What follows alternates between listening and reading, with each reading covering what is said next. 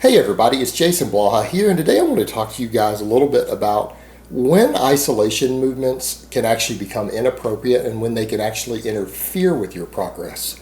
So let me put on my +5 hat of weaponsmithing, work on my crafting a little bit, and let's talk about this. All right, and I felt I needed to talk about this because I've gone so much in the other way lately that it is important to have balance in these things when we discuss these things. Because a lot of people have always tried to joke and say, you're anti-isolation movement, you hate isolation movements, you believe in only compound movements, when nothing could be further from the truth. Guys, I do curls religiously. I do tons of curls. If anything, my biceps compared to my torso are evidence that curls don't work. Just throwing that out there. Just saying, your curls were that amazing, I should have really big biceps. Just saying, guys. But that little self-depreciating humor aside, no, I've tried to tell people in the past that, look, you got to be realistic as far as this stuff goes. You have to understand that most of the muscle that you gain is going to be from your compound movements. And that includes even some of your little smaller show muscles. That isolation movements help a little bit, but they're not going to help enormously. And again, pull all the data and stuff we have over the years, generally speaking, compound movements, even that you think of is not the best compound movement for a body part, will still put more muscle on it than an isolation movement will many of the times. Just like we have the studies I talked about and have linked in the past to where lat pull downs and beginning lifters put more muscle on their biceps than curls did. The bench press put more muscle on their triceps than the tricep extensions did when they put them in separate groups. But that doesn't mean that isolation movements are useless, because at the end of the day, if you've got a weak point that you need to balance out, whether it's for your appearance because you're chasing aesthetics or whatever, or it's for athletic performance, if you've got a weak point that needs to come up a little bit, you're going to need to do some accessory work for it. And oftentimes that accessory work includes isolation movements. So I'm not anti-isolation movement at all. I'm pro-isolation movement used correctly. When you understand that isolation movements are not very good as primary muscle building tools, but they are fantastic at bringing up weak points that you don't want to expend extra energy on a compound to do, because look, we only have so much recovery ability. Again, that's the real world. I don't care whether you're on drugs or not.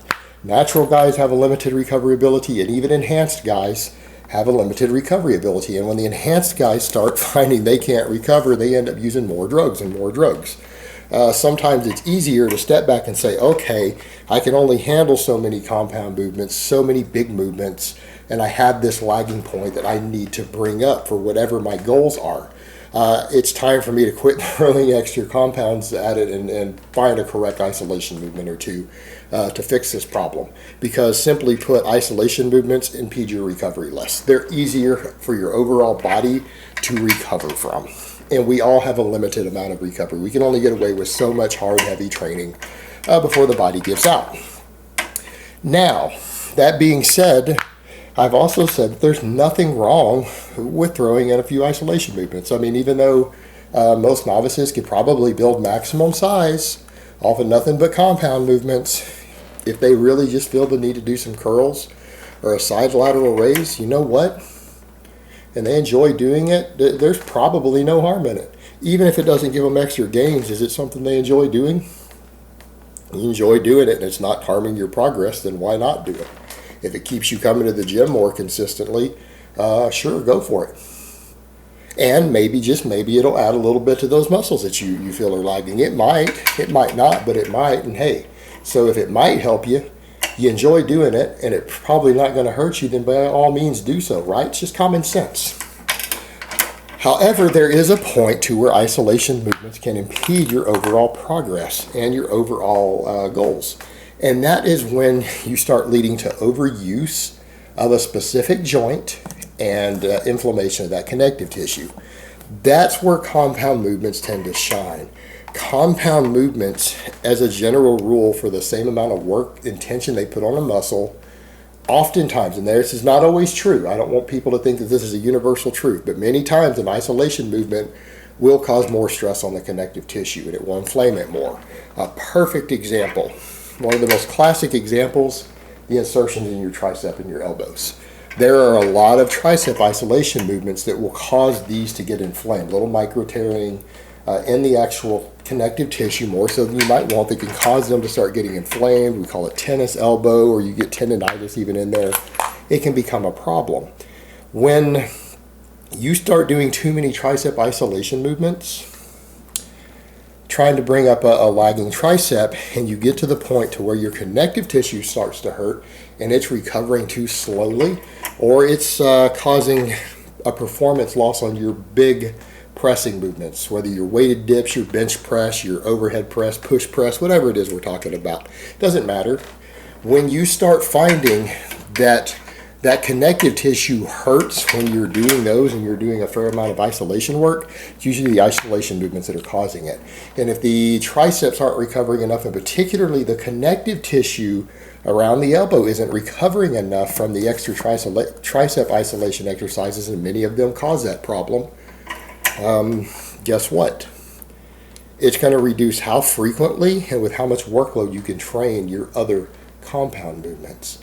And so what's going to suffer if that happens? Your chest is going to suffer, your delts are going to suffer, and more importantly, your triceps are going to suffer. Why? People are like, well, what do you mean the triceps are being fatigued and work? Yeah, but because of the connective tissue end of it, the overuse of the connective tissue from the isolation movements, you might find that your triceps are getting less weekly workload because they're not recovering enough to let you train maximally.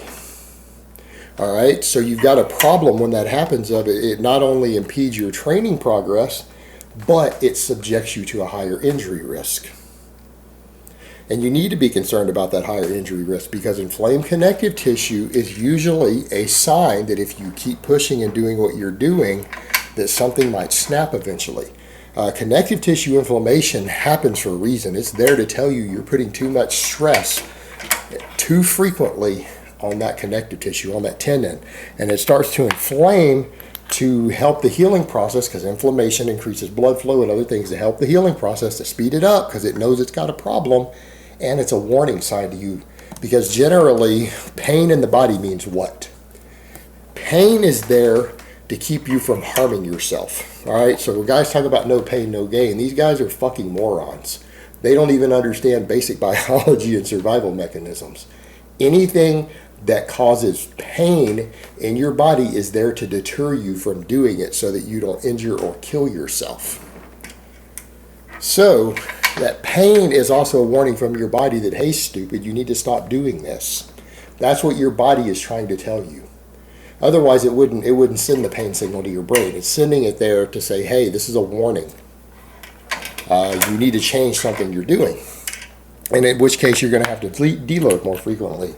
So if you're in a situation to where you're getting connective tissue inflammation due to the extra isolation movements you're doing, and the tricep is a classic example because that's one of the ones that's really, really common. When that's happening, you are harming your gains.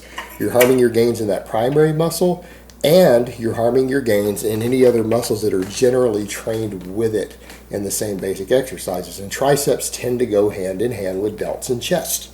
Almost every compound movement that works the triceps works your delts, and it works your chest to a greater or lesser degree. So accordingly, that will impede your progress on those muscles. And that's a good one to use because those are muscles for everybody's goals. Everyone who lifts weights for almost any purpose generally doesn't want to have less shoulder or less chest or less tricep.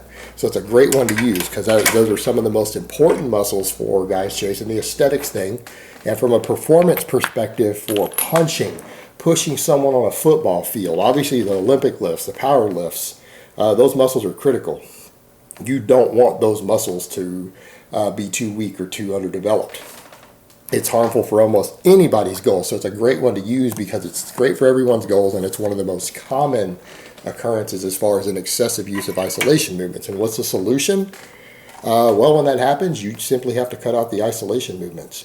Sure, you can deload, and you should deload. You should try that a couple times, but if it keeps happening too frequently, you're simply at a point to where you're going to have to cut out the extra isolation movements. Now, people will make the mistake sometimes because it hurts also when they do their compound movements. It is the compound movement causing it, that their bench press or their dips are causing it. They're not. You're just feeling it there because you've inflamed them with the isolation movements, and then that inflammation is still present when you do those exercises. Those exercises are unlikely to cause you to feel overuse inflammation in just the triceps. If it's caused from those other exercises, you're going to feel it in other tendons at the same time. It's usually your tricep isolation movements that are causing it.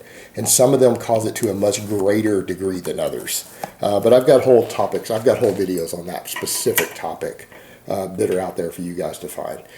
So that's your solution. There are situations in which too much isolation work that you don't need can actually hinder your goals. But I will state that a good chunk of the time, again, to reiterate that, they're probably not going to cause you problems. And if you just simply enjoy isolating a muscle, or you feel it's personally important to isolate a muscle for your goals, feel free to do so. Do it. You know what? If nothing else, it'll keep you doing something that you're focused on and consistent with. And consistency is everything in the gym. Consistency is responsible for your gains more than anything else. But just be aware of the warning signs that you probably do need to cut it out, because it can go either direction. All right, guys, but that's really all I have to say on that today. I hope it's been informative, and I will talk to you guys next time.